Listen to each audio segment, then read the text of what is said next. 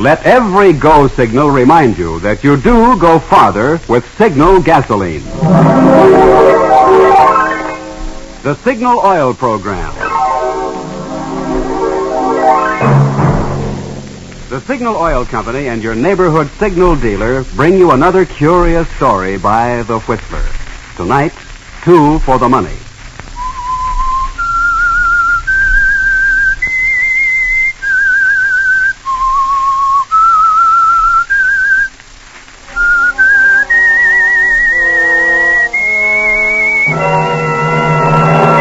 I am the Whistler, and I know many things, for I walk by night. I know many strange tales, many secrets hidden in the hearts of men and women who have stepped into the shadows. Presently I'll tell you of nameless terrors of which they dare not speak.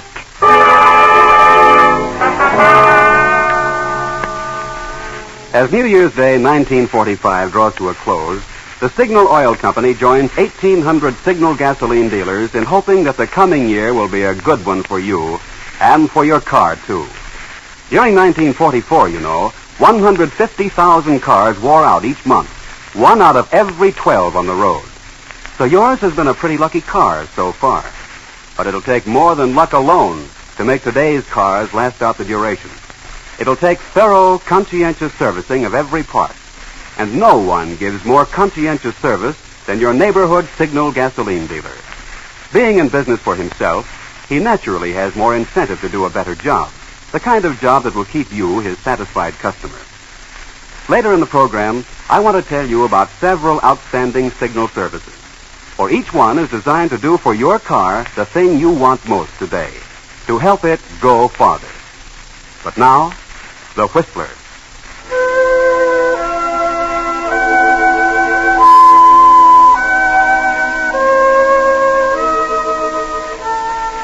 It's strange, isn't it, how a man can live his life through several decades, simply, quietly, in peaceful obscurity, and suddenly, through one small incident, find his world turned into chaos. For instance, there was Tom Barlow, who lived with his wife Ellen in the small seacoast village of Marblehead, and whose whole life had been spent as a lowly driver of the town carryall, combination taxi, delivery truck, and tow car. To everyone in Marblehead, he was just old Tom, until that night a few months ago. A raining, stormy night it was, with a feeling in the air of foreboding, if you were particularly sensitive. And the man who came to Tom, just as he was getting ready to go home to dinner with Ellen and Judy, his daughter, wanted to be driven out to Guilford Inlet. It was no pleasant trip on a night like that, lonely, miserable. But a fare was a fare, and Tom started out. Halfway there, they had to cross the inlet, and Tom was just beginning to worry about whether or not the bridge might be washed out. Driver? Yes, sir. Is that the Guilford Bridge ahead? Yes, sir, that's it. Lucky for us, it's still there. You sure picked a night to come out to this godforsaken neck of the woods. When you get to the bridge, stop. Stop? That's what I said. Stop. Well, mister, there's no need to stop. It's 8 miles yet to the inlet. Stop when you get to the bridge. Okay, mister, whatever you say.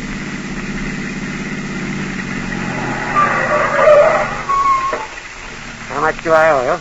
Well, you're not getting out here. How much do I owe you?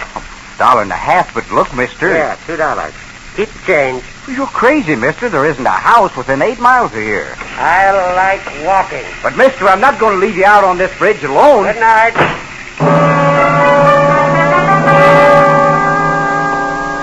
Well, Tom, that's a queer thing, isn't it? Strange fellow. Never did get a good look at his face. He kept it muffled up in his scarf, his hat pulled down low. You've half a mind to run after him, but in 10 seconds he's disappeared into the blackness, and you drive back to town wondering, trying to make up your mind whether you should tell somebody about him or not. Then, when you're putting up the cab for the night and you happen to glance in the back, your mind is made up for you.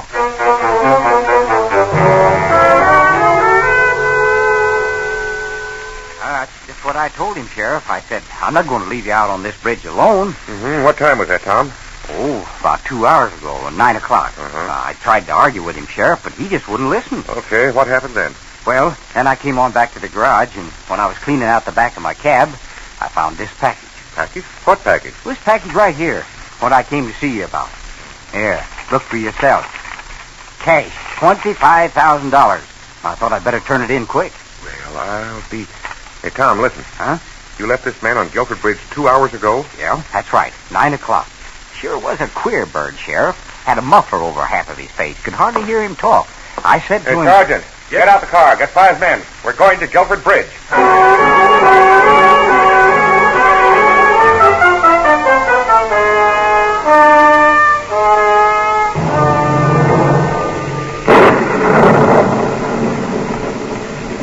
Gary, you see anything down there?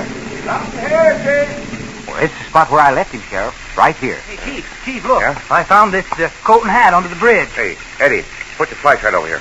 That's the coat the man was wearing. And that's his hat, too. Sure, Tom? I'm positive. Oh, Sheriff, dug this muffler out of the water about 20 yards downstream. That's his, too, yes. That's what he had over his mouth. Made him talk so peculiar. See, hat, coat, muffler. Looks like he drowned himself, all right. You aiming to drag the inlet, Sheriff? Not tonight, I'm not. In the morning. Anyhow, with that undertow, a body would be 2 miles out to sea by now. That's right. Huh. Well, what do you suppose he done it for? Poor guy. Poor guy. Tom, he left $25,000 in your cab, didn't he? Oh, well, money don't mean much if you're so low you want to jump in the river. Money don't mean much, huh? Listen, Tom, if we don't find that man's body, if nobody claims that money in 6 months, you know who it belongs to? It belongs to you, Tom. Me? Yes, sir, you. That's the law. Me? If nobody claims it in 6 months, and if we don't find the body that fits this hat and coat.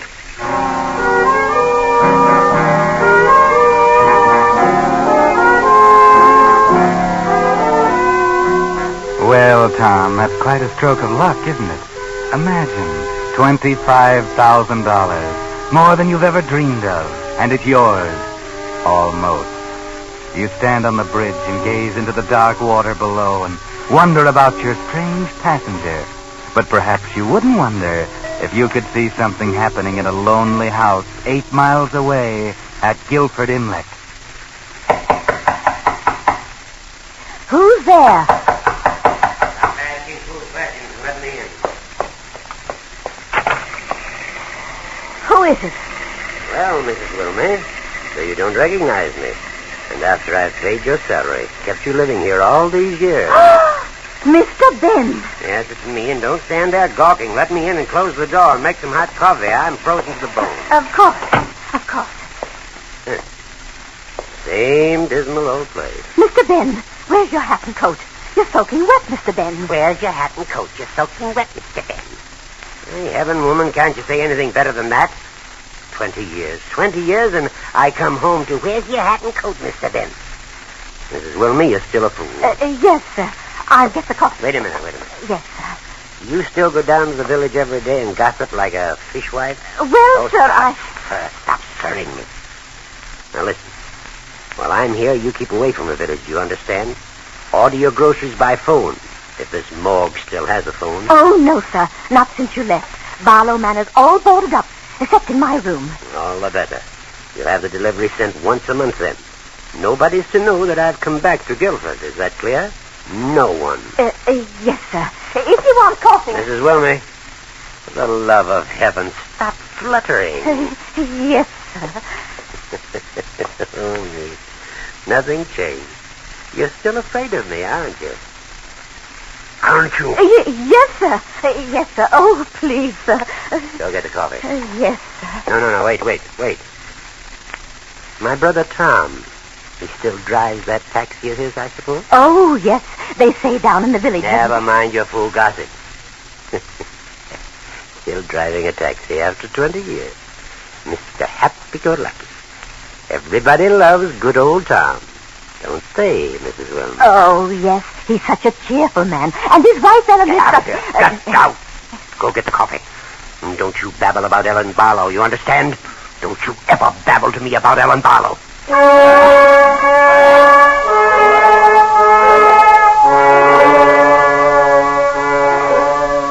Yes, Tom Barlow, if you could see that scene, and your brother Ben sitting in the old family house in Guilford Inlet, perhaps perhaps you wouldn't wonder so about the stranger's disappearance. But you don't see that, and so to you and your wife, Ellen, it's like a dream. Oh, Ellen, it's like a dream. $25,000. Why, we're going to be rich. Tom, put me down. Put me down. Oh, we are, Ellen. We are. Even the sheriff thinks so. Oh, we ought to go out and do the town. Well, we'll have plenty of time for that, Tom Barlow, after 6 months.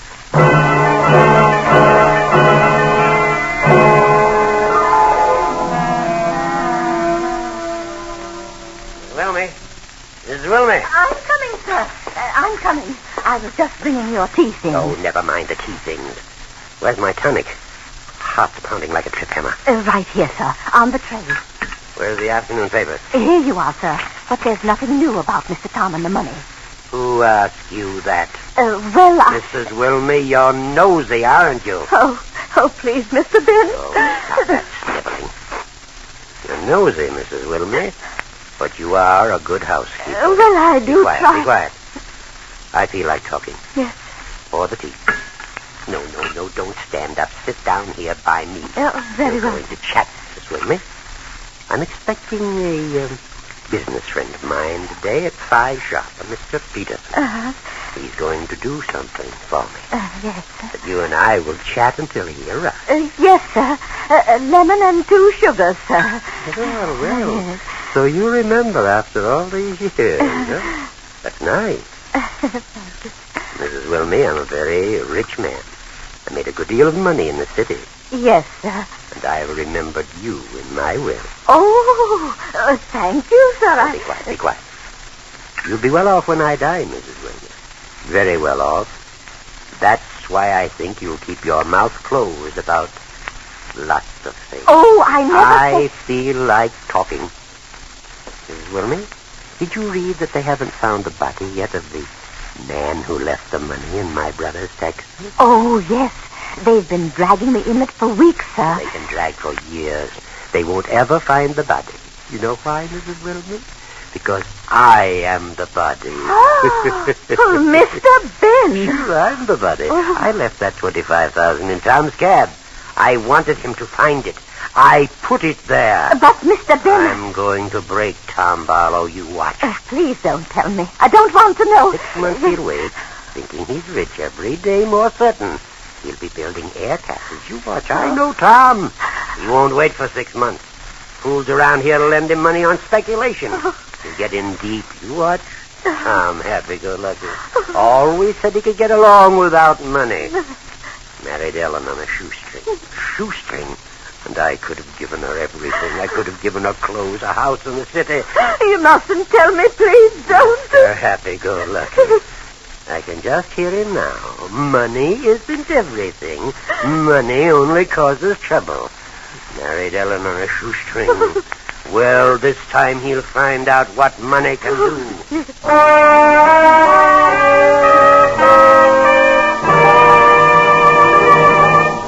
You are listening to The Whistler, brought to you by your friend, the Signal Oil Company, marketers of famous Signal gasoline, your best buy today. Remember to let every go signal remind you do go farther with Signal gasoline.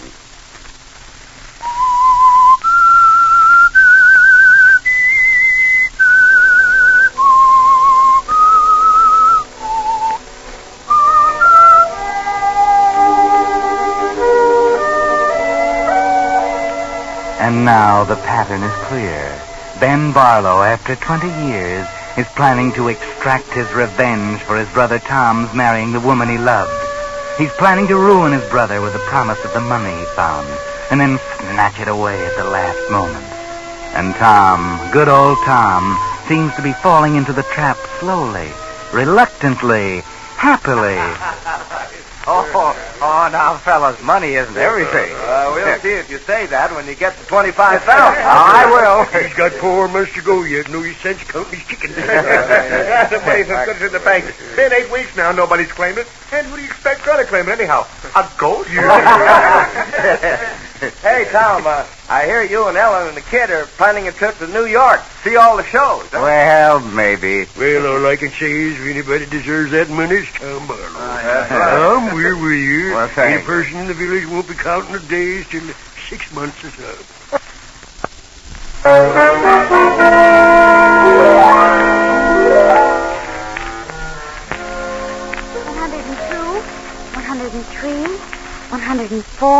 Are you doing your homework? 105, 106, 107.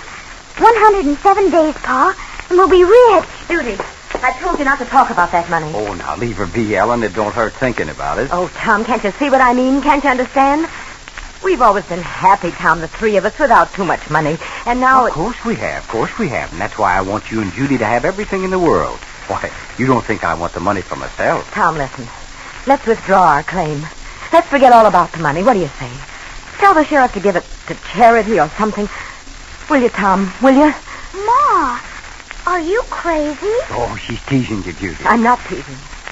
I've got a funny feeling about that money. But, Ellen, dear, I'm kind of counting on it. We've already run up a few bills and all, and what with this little deal I'm working... Deal? What deal? Oh, nothing, Ellen. Judy... What deal, Tom? Just a little surprise. You know what I've been thinking? We all need a little vacation. Yes, sir. Get away from town for a while. Jerry Mason says that I could get $600 for the cab. Tom, you're not going to sell the cab. Well... Oh, Pa, that's wonderful. We could go to New York and see Radio City and go to all the big shows and everything. Oh, Pa, I love you. You're so wonderful. Isn't he wonderful, Ma? Tom, you're not going to sell the cab. Please. Now, Ellen, don't you worry. Everything's going to be all right.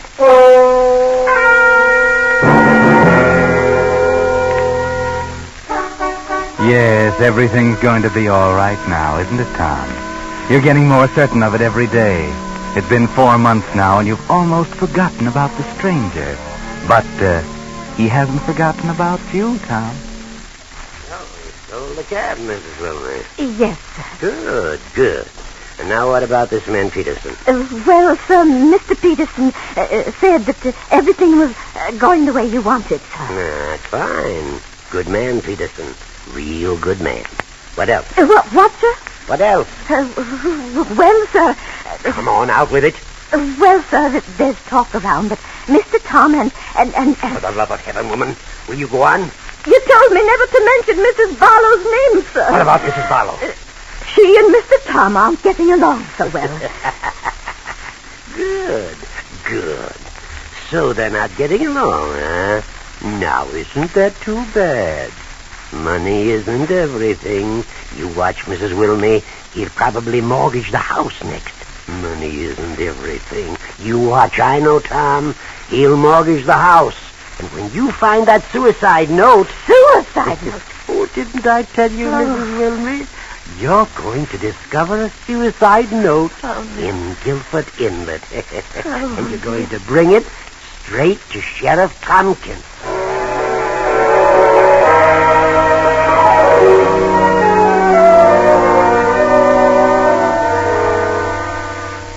Well, Ben, you have it all figured out, don't you? And it's working out just as you expected. Because when the sheriff tells Tom Barlow about the suicide note that was found at the bridge, you react just as your brother expected. But, Ellen, there's no need to worry now. With that suicide note found, the money's practically in our hands. I told you it was just as good as ours. But, Tom, why did you have to go put a mortgage on this house? Oh, you don't understand, dear. I needed the money now for that deal that I was working on. So why wait till the 6 months is up and lose out on a great opportunity? But, Tom, how can you spend money like this before you get it? But I'm not spending it, Ellen. I'm investing it for our future and Judy's. Why, Mr. Peterson told me we'd be set up for life. And as for the mortgage, well, that's just a trifle. I can pay that back 10 times over the day I get the $25,000.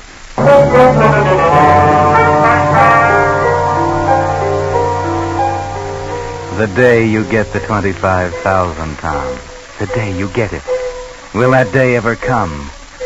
Ben waits in the lonely house at Guilford Inlet, enjoying reports of your spending. Money you haven't got. Yeah, set up 10 beers for the boys, Joe. You bet it won't be long now.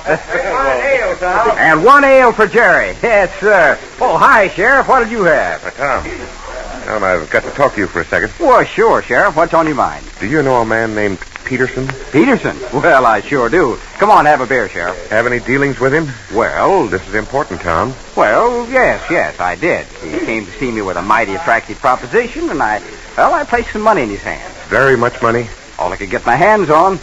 Mighty attractive proposition. That's not good. It's not good. No. Tom, this Peterson, as he calls himself, is a well-known New York crook. What? Real name's Clark, Pinky Clark.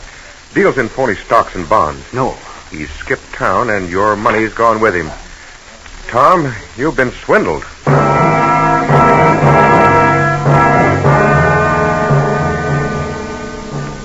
So, Tom, now you know. The first blow has fallen. All your great dreams of wealth and affluence gone in an instant. You were smart, weren't you, Tom? Very smart. Tom, why did you do it? I was so smart, Ellen. I was going to be rich and to be a big businessman. Can you imagine me? I wanted to make you proud to be Mrs. Tom Barlow. Oh. Yes, I wanted you to walk down the street and have people point you out and say, "Look, there goes Ellen Barlow." Oh, Tom. Guess I never meant to be anything but Tom, the taxi driver. You're right, Ellen. All along you were right. We should have withdrawn our claim like you said. Money's brought us nothing but trouble. Tom, how much do you owe the bank? 18,000. 18,000. Oh, Tom. Tom, we've just got to get that 25,000 now. We've just got to.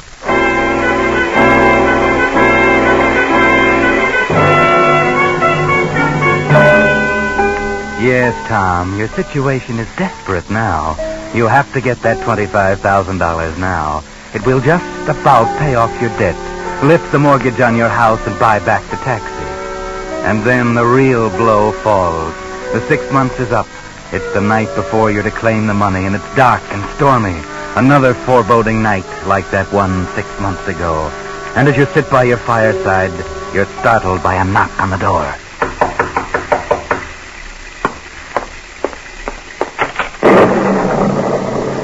Yes? Hello, Tom. Well, I'm afraid I don't... Ben. Glad to see your old brother, Tom. Ben. I guess I'll have to invite myself in. Nasty night. Nice little place you have here. Ben, what are you doing here? Now, that's a fine way to greet your brother after 20 years. Ben, what do you want? Still haven't changed, have you, Tom? Still hate your devoted brother, Ben. Well, Tom, it's taken 20 years. 20 years. But I've just about done it. Done what? Driver, is that Guilford Bridge up ahead? Huh? Stop when you get to the bridge, driver. I like walking. Ben. Don't you remember your old lucky passenger, Tom, huh? Ben, you were... The man in the cab. No, the man in the cab was drowned. They found a suicide note. Ben, it was you. 20 years, Tom. 20 years, and I've come back.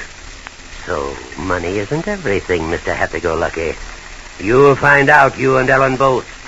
Right now, that 25,000 is the most important thing in your life, and you're not going to get one red cent of it. I put it in your cab. I'm going to be at the sheriff's office with serial numbers and identification. Money isn't everything, eh? You married Ellen on a shoestring. You married the only woman I ever loved. You'll find out how important money is tomorrow morning.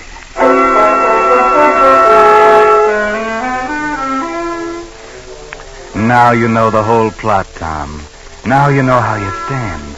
The money you so desperately need is not yours and never will be.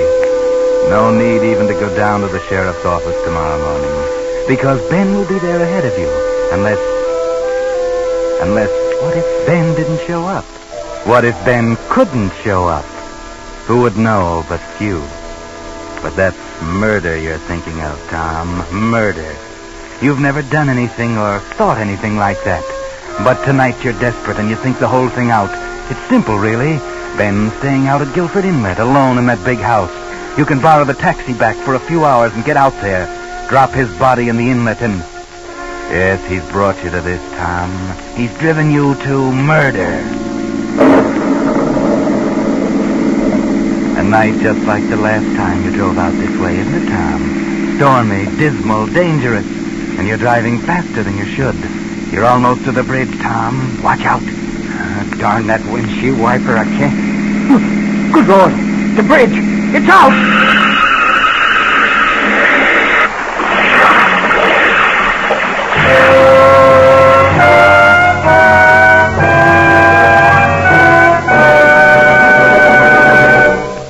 The Whistler will bring you the ending to our story in just a moment. Meantime, here are just a few of the signal services that are helping today's cars go farther. When your Signal gasoline dealer lubricates your car, he uses the famous Signal Safety Chart, on which the maker of your car shows every lubrication point and the exact lubricant it should have. And your Signal dealer checks every point against the safety chart, not just once, but twice, so not a single part can be missed. The Signal 4-star oil he puts in your motor is solvent refined to give you a pure paraffin-based oil that reduces carbon and sludge and protects every motor part with a tough, long-lasting film that resists heat and wear. His regular battery and tire checking service help you get extra months of wear. Should you need a new battery, his heavy-duty Signal Deluxe batteries are guaranteed up to 2 years. And his retread jobs, using only the finest material, help you get more miles out of every tire. In those and a dozen other ways, Signal dealers are helping today's cars go farther. You couldn't close New Year's Day with a better resolution than to get acquainted with your neighborhood Signal gasoline dealer soon. And now, back to the Whistler.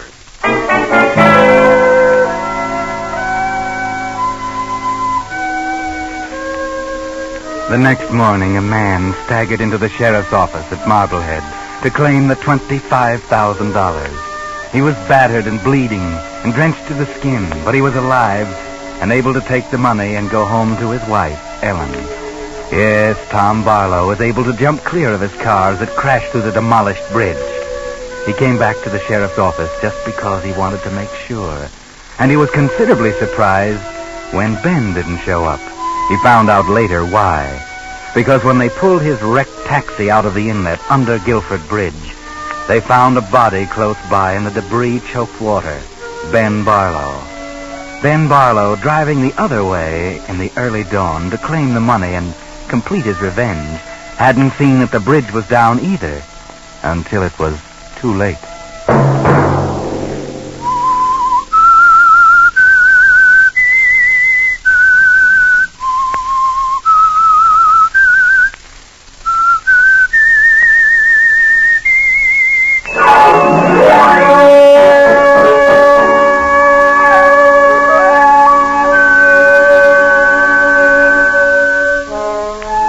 Next Monday at 9 o'clock, the Signal Oil program will bring you another strange tale by The Whistler.